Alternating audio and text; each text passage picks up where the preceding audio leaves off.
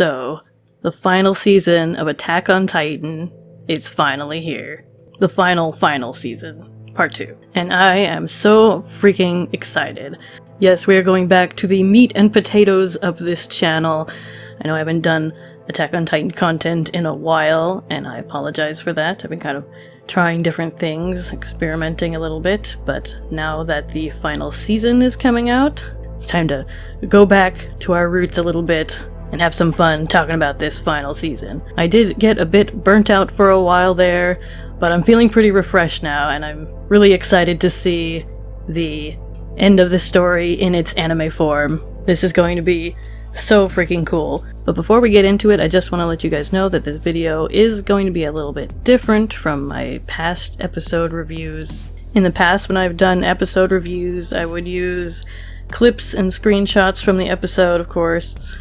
I'm not going to be doing that this time for copyright reasons, and I actually had to take my previous episode reviews down for that very same reason, so they are not up anymore, especially in light of what happened recently with that one channel that got like 150 strikes in a day. I'm sure you've probably heard of it. I feel like I'm taking a risk just talking about the episode because shit's crazy on YouTube these days. But anyway, instead of using clips and everything, I think what I'm gonna do is I'm gonna draw something from the episode, and I do intend to review all of the episodes. Granted that I have the time and I don't get copyright strikes or anything like that. So that's how I'm going to be doing these videos. I'm just going to pick a scene from the episode to draw, and hopefully that will be cool.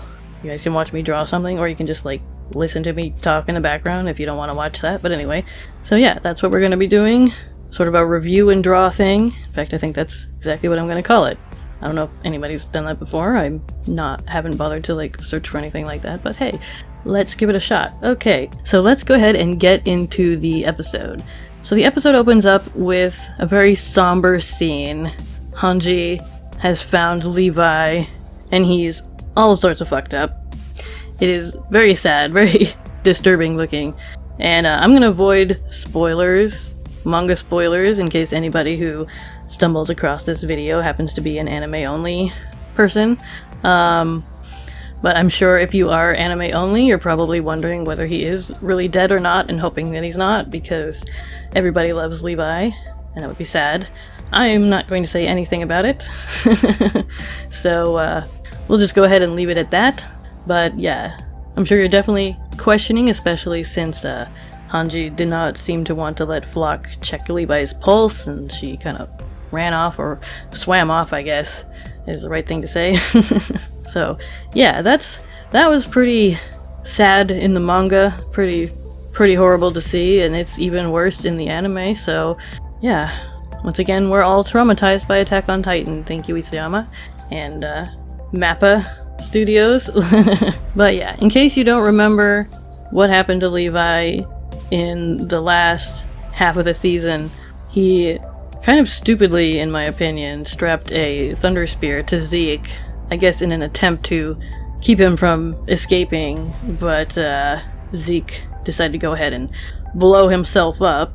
I guess to be fair to Levi, I don't think he expected Zeke to do that.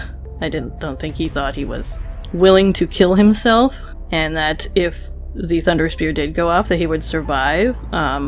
Actually, I'm not even sure if Zeke knew he would survive, because he seemed pretty convinced that there's a good chance he might die. So, and he does seem kind of surprised when he pops out of that Titan and he's whole again. I really don't think he thought he would survive that. But yeah, Levi, big mistake there, doing that. Seemed like a good idea at the time, but it wasn't. So yeah, anyway, as they're standing there, kind of debating whether Levi is alive or not, Hanji says that he's dead. So take that as you will. You see this Titan that's like sucking in air, and then we see Zeke just kind of flop out of it. He's bare-ass naked, so well, there's that. And everyone's just kind of like, whoa, that happened. So yeah, then Hanji jumps into the river with Levi, and Zeke starts telling Flock about that he saw this girl rebuilding his body out of sand or dirt. and he deduces that that must have been the paths where he was at. So the scene ends with him kind of saying to himself, all we can do is move forward. Isn't that right, Aaron? And then we get the new opening sequence, which is a freaking banger. I tell you what, this is a freaking awesome opening. I think it's one of my favorites, to be honest. This is my shit. Give me that heavy metal, bruh. Okay. The imagery is pretty intense in the opening. It's showing all of the Titans and the holders of the Titans. It's showing a lot of Aaron, of course, and also some flashbacks from past seasons, some flashbacks of when they were kids, which I really enjoy. Seeing that kind of juxtaposition of the innocence that they used to have and the kind of peaceful, calm life they once lived.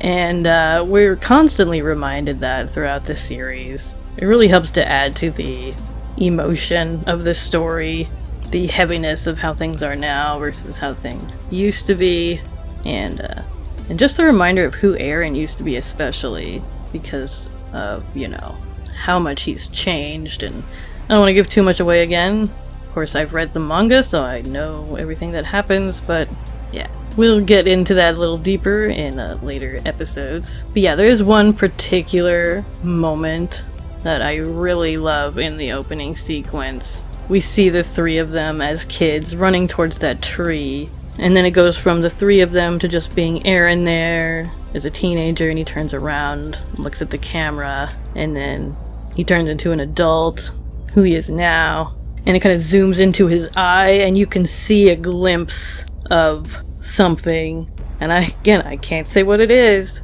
but yeah, if you've read the manga, you know. If you know, you know.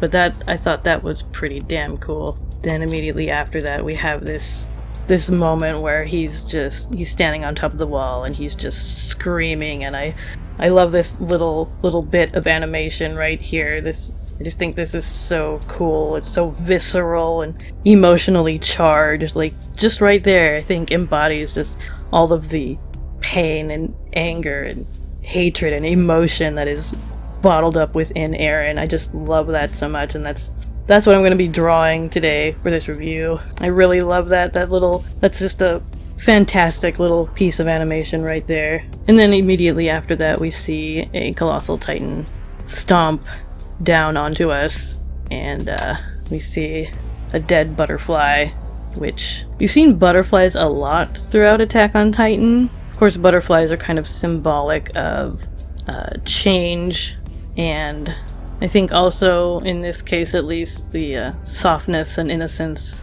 of nature and childhood and stuff like that. And that butterfly is dead, so that says a lot about what's happening in the story. And then on to the episode, Judgment. So we're back with Aaron. He turns into a Titan. Now this is immediately after what happened in the previous episode, which was a pretty cool moment as well, if I remember correctly.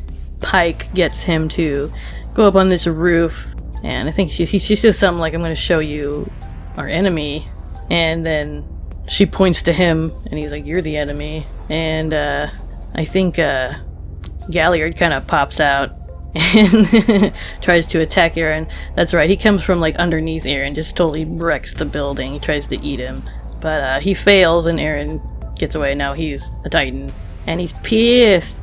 He's so pissed. He's so mad. So then Marley show up in their blimps. Reiner's up there. Captain Magath is up there. People start falling out of the blimps in parachutes. The attack on Paradis has begun.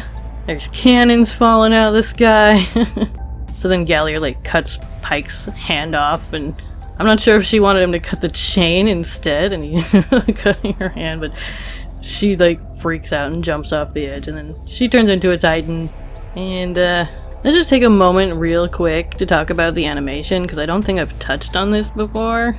I haven't really reviewed any of the anime since Mappa took over the animation, so I don't think I've mentioned this, but I know a lot of people were complaining about the animation, and yeah, it's not quite the same as Wit Studios. It's definitely cheaper, it's definitely a lot less polished, but I mean, I think they did a good job at least capturing kind of at least the look of the characters, you know, the general kind of look of Attack on Titan. It's there, you know. It doesn't look like it's a completely different show. It just looks a bit grittier, which actually, in my opinion, isn't terrible. I mean, I think it's kind of, if it had to happen, it's a good thing that it happened between these specific arcs, between the Return to Shiganshina arc and the Marley arc, because of the big difference in the story, the setting, the time. You know, we have this time skip, we're in a different setting. We have this whole new world to explore, and the grittier kind of animation, I think, is kind of reflective. It kind of works, I think, with the grittier mood of Attack on Titan. I mean, Attack on Titan's always been gritty and dark and violent, but like, after that moment when we find out the truth about the Titans, when we find out about Marley, about the Restorationists, it gets so much darker because of the realization, the revelation of what's really going on. You know what I mean? So, I think it works. I give props to Mappa for taking this on, for doing this, picking this up, especially during all this COVID crap these last couple years. Like, that really screwed with a lot of movie, TV show, animation productions. Like, they freaking pulled it out for us and they made it happen, so I appreciate that a lot. And as for the Titans themselves, the Titans don't look horrible. Like, it's definitely a little bit, it screws with the immersion a little bit, because you can tell that they're CGI and they don't completely meld with the rest of their surroundings, but they're not bad. You know what I mean? They're not like Season 2 Colossal Titan, at least. That was pretty bad. But they look okay, and the fact that they only use the CGI for the Titans, and maybe for some other static objects, I'm not sure, but for the Titans and not anything else, I guess they did use some CGI for some people in the last half of the season, but mostly for the Titans. Like, that kind of works because they're kind of otherworldly, you know what I mean? So it kind of works. But yeah, I definitely prefer how the Titans looked in the first season. Everybody does. If you look at Aaron's Titan from this season versus season 1, Aaron Titan is definitely a lot nicer to look at. All the Titans are, to be honest, but it's not like a huge downgrade in quality, you know what I mean? And I actually really used to hate this kind of animation, this sort of like 3D cel-shaded sort of animation. I just thought it looked awful. I couldn't stand it, but it is really, the technology has really improved a lot over the past few years to where I can kind of deal with it now. Like, the Titans look okay. I recently watched another show called Beastars, which has this kind of animation, and it wasn't bad. Like, it's actually a really good show. The animation was pretty good too. Still prefer regular 2D animation over anything like that, but you know. Also, there were some moments that kind of made me laugh in this episode. Not just Peak getting her hand chopped off unexpectedly. That was pretty funny. But the way Porco kind of jumps around on the roofs, he's running from Aaron, is ridiculous. But anyway, let's continue. So yeah, Peak takes Gabby in her mouth, she runs off. Fucking best form of transportation that exists, riding around in Titan's stinky ass mouth. Yelena tries to encourage Aaron not to fight, and he's like, "Shut up, Yelena, I do what I want," and he runs off. And then very methodically kind of walks through the streets, preparing to face Reiner for the 10 millionth time in this story. So Reiner transforms into his Titan form, and the showdown begins. And they're, of course, just destroying, wrecking the whole town. I forget where exactly they are. I think they're in Shiganshina. For a moment, I forgot that they were, like, on Paradise. I thought they were still in Marley. But, I'm kind of, like, slowly coming back to me. But anyway. So Pike brings Gabby to Captain Magath, who's very happy to see her. Colt's wondering where Falco is. Falco is still locked up with the other people who drank Zeke's spinal fluid, as Gabby lets them know. And it's kind of an interesting moment because Captain Magath actually hugs Gabby, like he really cares about her. And that's the interesting thing about Captain Magath. He is like the Keith Shadis of Marley. He's training these cadets, and he really does care about these kids that he's training, and despite being this like hardened general, and it's kind of a nice moment. Definitely takes Gabby by surprise, but it definitely like humanizes him a lot, and that's why I really like Captain Maggot as a character, because he's not like a bad dude. Like he's a genuinely good person. He's just like doing his job. And despite what people say about the animation, despite it not being as polished as Wit Studios, there are some really nice, like, fluid moments that I really enjoy about Mappa's animation. Another example is when Colt kind of looks around for Falco. I mean, it's not, like, super smooth, but it's nice to see that level of movement, you know what I mean? Like, especially in an anime where things tend to stay kind of static for a lot of scenes because of the way the animation is created, you know. I like those moments. So they're all kind of talking about, debating whether Eren has a Founding Titan or can use the Founding Titan. Pete kind of deduces that if they haven't used it yet, then there must be some reason. For some reason they can't use it yet. And then Gabby recalls what she heard Zeke say in the blimp about having the Founding Titan and a Titan with royal blood. And that's when they kind of figure out, well, Zeke must have royal blood. Dun dun dun. So Peak straps a cannon to her back and Captain Maggot climbs on, and they're off to see the wizard, Harry. That was 2 references in one, and it made no sense. So Eren and Reiner are duking it out. They're really going at it. Well, Reiner definitely is. He's putting a lot of effort into it. Eren's got his hardening ability, and he seems to just be defending himself. He's not really fighting back. He does finally get in a couple good punches and breaks off half of Reiner's face. That's pretty gruesome. So they kind of knock each other around for a minute, and then Galliard pops out of nowhere and comes at Eren. Eren starts using his Warhammer Titan ability to create these spikes out of his back, defend him off. They're both coming at him at both sides, and then Eren's like, screw you guys, and makes more spikes, and just kind of impales them. And they're just kind of stuck like that. A bunch of soldiers start moving in. I think they're Paradis' soldiers, and then something blows through Eren's head, and that's a bloody mess. We see Peak is up on the wall with her cannon, shooting at him. Reiner and Galliard are trying to like beat through the spikes that are holding them in place, and that's not working. And then the human soldiers, they start fighting each other. This episode is incredibly violent. Like, again, Attack on Titan has always been pretty violent, but this is like, it's always been, you know, Titans eating people. This is very much like real world violence. This is like war violence. Like, people are just dropping dead, people are shooting each other, like, and then there's just blood gushing out of Eren's head every time he gets shot. And I think she shoots him a couple times, and that's just nasty. But it's kind of weird because he's just not really doing a whole lot. He's just kind of sitting there getting his face all shot up. Could he be just biding time? Who knows? What is Eren doing? It's been a long time reading the manga wondering that, and it's kind of hard not to like get into spoilers since I've read the manga, because like I know what happens, but like I'm not like super like precise in my head on like the timeline of everything, so I'm trying to like remember what's already happened and what hasn't happened yet.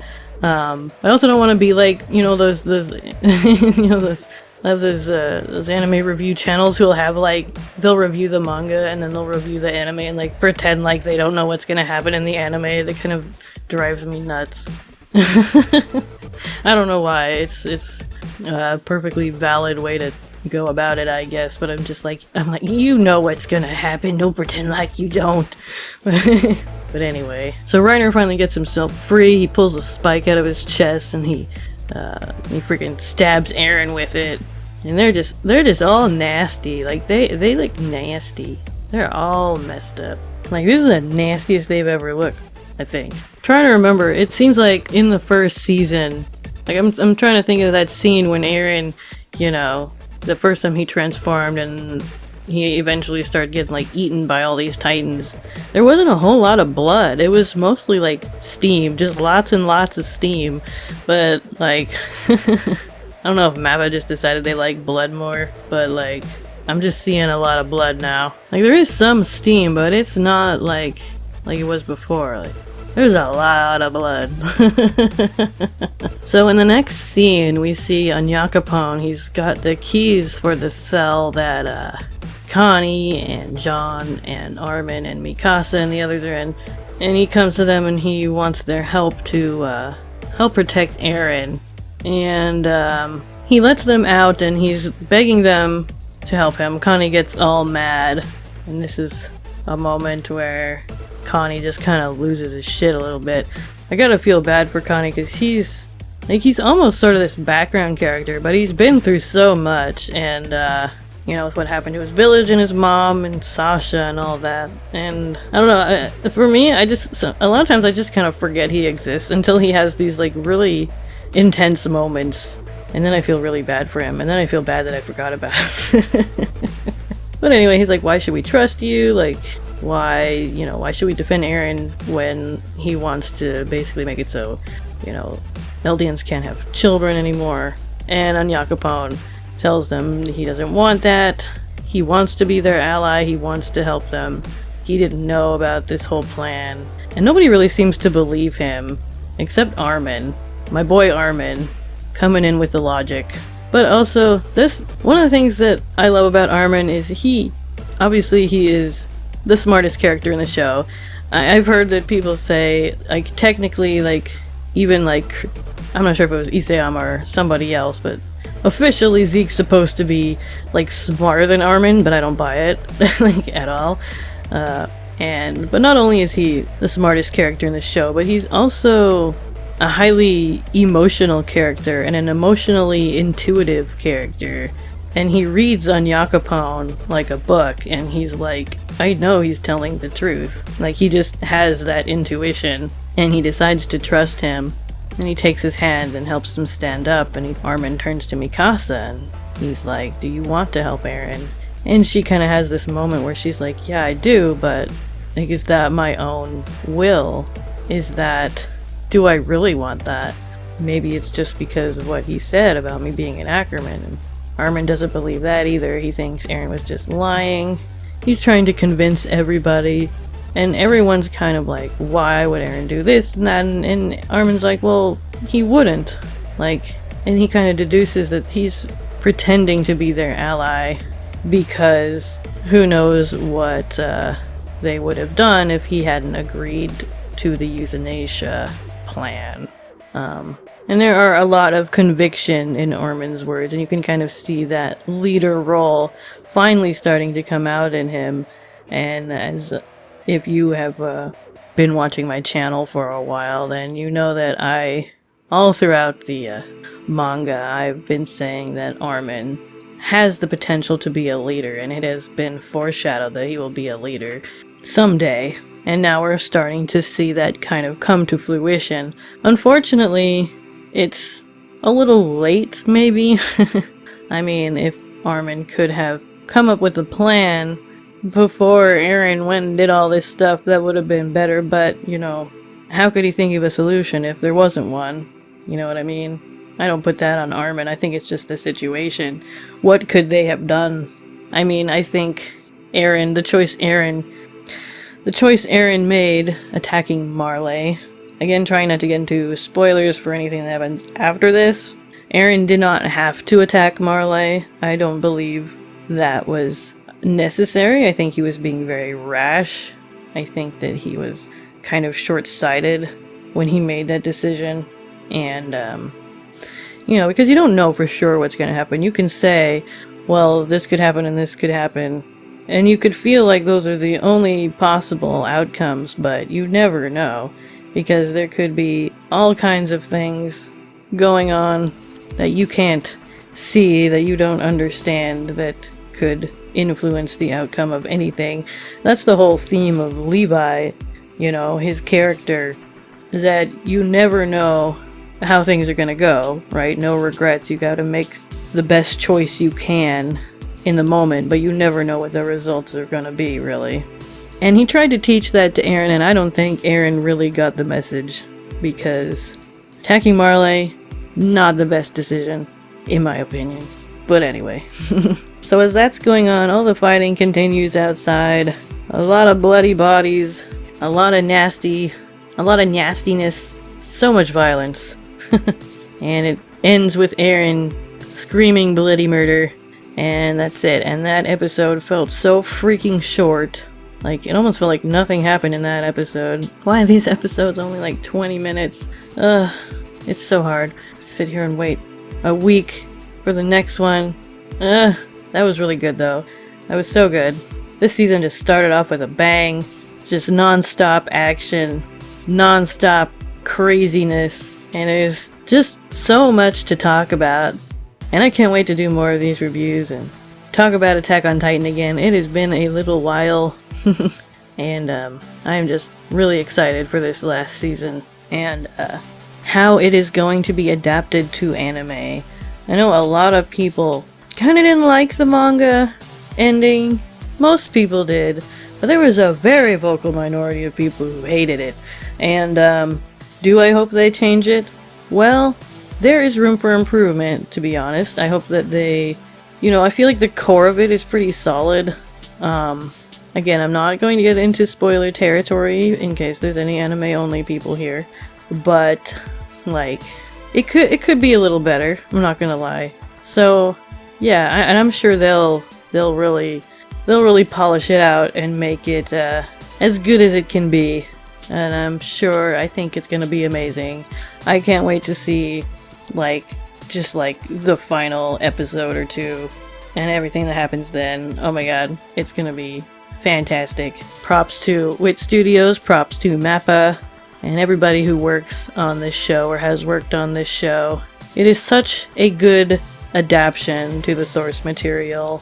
It is the best that I've personally ever seen. Not that I've seen a lot. I'm no expert or anything, but in my personal experience, I've never seen a better adaptation than Attack on Titan. So I think this is going to be great. Okay, anyway, I'm going to wrap this up. Thank you guys so much for watching. Come back next week. Again, I'm going to try to review all of the episodes, if I can, like this. Usually, my videos come out on Saturdays. That's what I've been doing lately, but since the episodes are released on Sundays, I'm going to have to change that around a bit, so it'll probably be posted on Monday or Tuesday, depending on how long it takes me to make the videos. So it shouldn't be too long since I'm not working with, since I'm not putting together scenes, While I'm at it, let me know what you think of this format. Did you like it? Did you hate it? Let me know what you thought of my review. Give this video a like if you enjoyed it. Subscribe if you haven't, or resubscribe if you left me, because I stopped making Attack on Titan content. I told you I would make more. I just wasn't sure what.